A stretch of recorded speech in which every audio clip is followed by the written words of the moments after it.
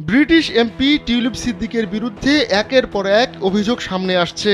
এবার খোদ যুক্তরাজ্যের পার্লামেন্টে মিথ্যা তথ্য দেওয়ার রেকর্ড প্রকাশ্যে এসেছে।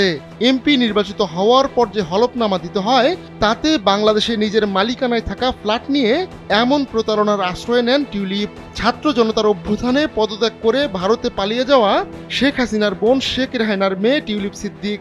শেখ হাসিনার পতনের পর বাংলাদেশের দুর্নীতির সঙ্গে তার জড়িত থাকার প্রমাণ সামনে আসে। এতে দলের ভেতরে বাইরে চাপে পড়েন টিউলিপ।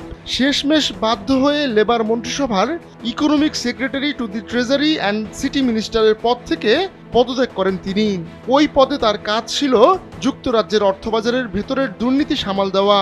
এখন যে কোনো ব্র্যান্ডের পুরাতন এসি বদলে নতুন ওয়ালটন এসিতে উপভোগ করুন 25% ছাড়। কিন্তু মন্ত্রী নিজেই দুর্নীতিগ্রস্ত হওয়ায় দেশ বিদেশে কোণঠাসা হয়ে পড়েন টিউলিপ। পদত্যাগের পরও এর প্রভাব বিদ্যমান রয়েছে। সেই সঙ্গে শেখ পরিবারের বিরুদ্ধে একের পর এক দুর্নীতির অভিযোগ সামনে আসতে থাকে। সেসবও তদন্তে নামে বাংলাদেশের দুর্নীতি দমন কমিশন দুদক। প্রাথমিকভাবে যার প্রায় সবকটিরই বিশ্বাসযোগ্য প্রমাণ পায় সংস্থাটি।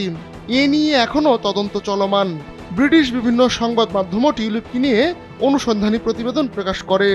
সেসব প্রতিবেদনে বাংলাদেশে ছাত্র জনতার অভ্যুত্থানে ক্ষমতাচ্যুত আওয়ামী লীগ সরকারের দুর্নীতির সঙ্গে ব্রিটিশ এমপি টিউলিপ সিদ্দিকের যোগসূত্র স্পষ্ট।